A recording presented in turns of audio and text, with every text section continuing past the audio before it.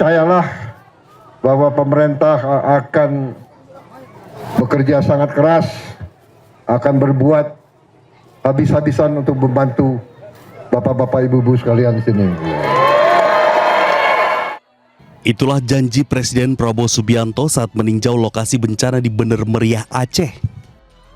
Di hadapan warga terdampak, Presiden tegaskan pemerintah akan bekerja keras untuk membantu masyarakat.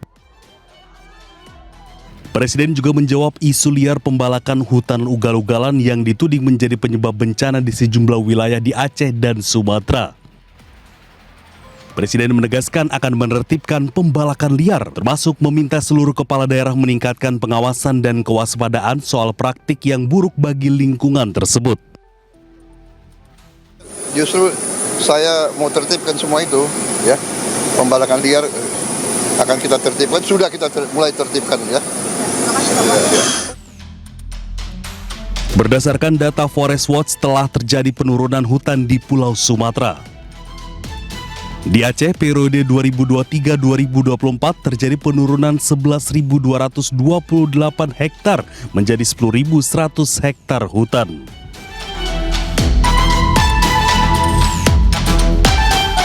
Kondisi serupa juga terjadi di Sumatera Utara, penurunan luas hutan dari 7.141 jadi 6.142 hektar.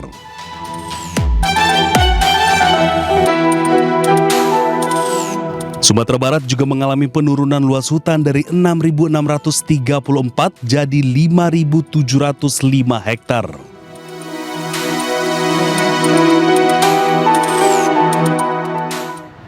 Ya, Presiden Prabowo Subianto menggelar sidang Kabinet Penanganan Bencana Sumatera. Ya, Presiden menegaskan saat ini fokus ke pemulihan. Ya, sidang Kabinet Penanganan Bencana digelar di Istana Negara Jakarta dengan dihadiri Menteri Kabinet Merah Putih. Dalam sidang, Presiden menjelaskan pemulihan pasca bencana di Sumatera. Presiden tegaskan anggaran untuk pembangunan rumah warga telah disiapkan.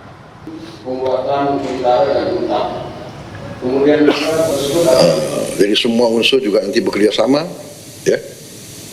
Jangan ada alasan cari lahan dan sebagainya, pakai lahan milik negara yang ada. Kalau perlu PTPN, kalau perlu konsesi-konsesi hutan itu kita pakai semua. Jadi sekarang ini saatnya terus kita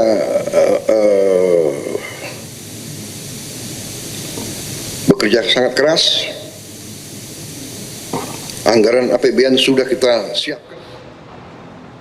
Ya, sementara itu Menteri Kesehatan Budi Gunadi Sadikin menindaklanjuti arahan Presiden Prabowo Subianto untuk mengerahkan dokter magang ke lokasi bencana Sumatera. Untuk keberangkatan pertama akan dikirim 600 dokter ke Sumatera Utara, Aceh hingga Sumatera Barat yang tidak hanya yang magang.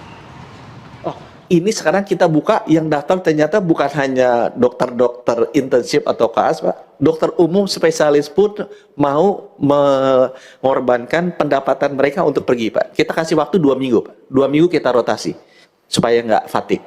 Jadi mereka siap 450 kalau Bapak berkenan diberangkatkan.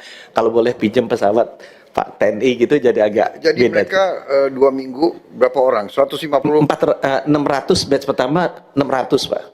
Nanti dalam 2 minggu kita putar lagi, Pak, 600 lagi. Karena ini buat rumah sakit dan puskesmas, Pak. Karena orang di sana terdampak juga, Pak. Dokter perawatnya yang di Aceh kena juga. Jadi mereka mesti ngurusin keluarganya mereka juga. Jadi butuh dibantu untuk 3 bulan kita rencanakan relawan dari luar. Bagus ini, luar biasa. Terima kasih Bapak Presiden lapor kami. Terima kasih ya, juga ke semua perguruan tinggi yang mengirim dokter-dokter. Sementara Menteri Keuangan Purbaya Yudi Sadewa mengungkapkan pemerintah telah menyiapkan 60 triliun rupiah untuk kebutuhan pemulihan bencana di Sumatera Barat, Sumatera Utara, dan Aceh. Ini sekarang kita buka yang daftar ternyata bukan hanya dokter-dokter intensif atau KAS, Pak. Dokter umum spesialis pun mau mengorbankan pendapatan mereka untuk pergi, Pak. Kita kasih waktu 2 minggu, Pak. 2 minggu kita rotasi supaya nggak fatigue. Jadi mereka siap. Ya, kita informasi lain bisa penyidik Komisi Pemberantasan Korupsi pekan ini kembali memanggil ex-Menteri Agama Yakut Holil Komas berkaitan dengan kasus dugaan korupsi kuota haji periode 2024.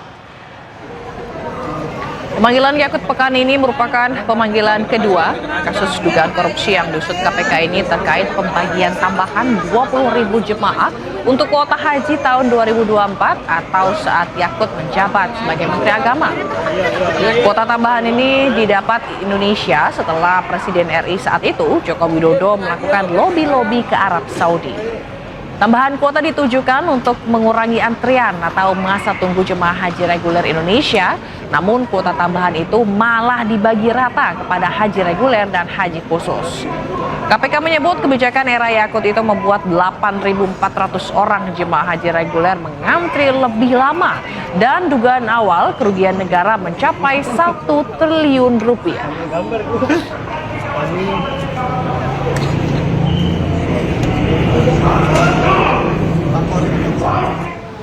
Dan untuk informasi terkini kita bergabung dengan Amrina Rida di Gedung KPK Jakarta. Ya, selamat pagi Amrina, apakah mantan Menak Yakut Holil sudah tiba di KPK?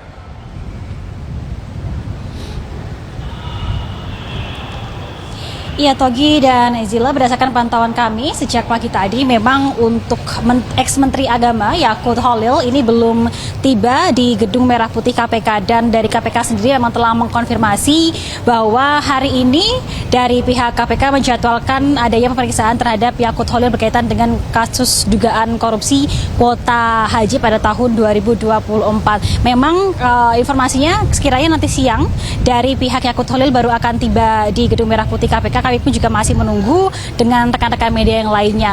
Dan juga Togi, Zila, ini bukanlah pertama kali dilakukan adanya pemeriksaan terhadap Yakut Holil selaku ex-Menteri Agama berkaitan dengan kasus dugaan korupsi kuota haji pada tahun 2024. Karena sebelumnya pada bulan Agustus dan juga pada bulan September dari KPK sendiri telah melakukan pemeriksaan, dan pemeriksaannya pun juga berlangsung cukup lama, begitu sekitar 6 hingga 7 jam dengan berbagai macam pertanyaan. Di antaranya adalah berkaitan dengan apakah ada aliran uang yang mengalir dan diterima oleh Yakut Holil selaku ex-Menteri Agama, dan juga bagaimana skema pembagian kuota haji pada tahun tersebut, dan juga detail dan juga duduk perkara berkaitan dengan hal ini.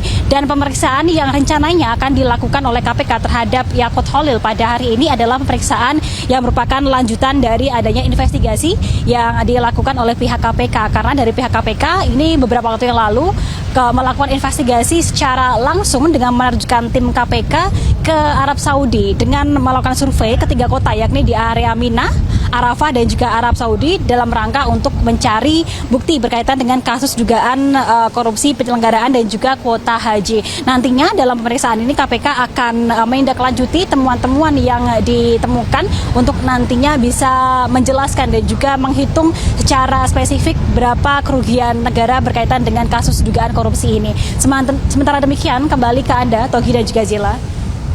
Baik, terima kasih Amrina Rida atas laporan Anda langsung dari Gedung KPK Jakarta. Selamat bertugas kembali.